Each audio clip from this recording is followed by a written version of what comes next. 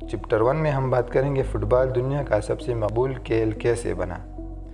آج فٹ بال دنیا کا سب سے مقبول کھیل ہے، لیکن ایک وقت تھا جب ہر ملک اپنے الگ اصولوں کے مطابق فٹ بال کھیلتا تھا۔ 19ویں صدی میں انگلینڈ میں جدید فٹ بال کے قوانین بنائے گئے اور کھیل تیزی سے یورپ اور پھر پوری دنیا میں پھیلنے لگا۔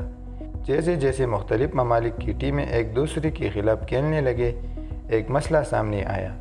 کوئی ایسا ادارہ موجود نہیں تھا جو عالمی سطح پر قوانین بنائے، مقابلے کروائے اور تنازعات حل کرے۔ اسی ضرورت نے ایک نئی تنظیم کی قیام کی راہ ہموار کی۔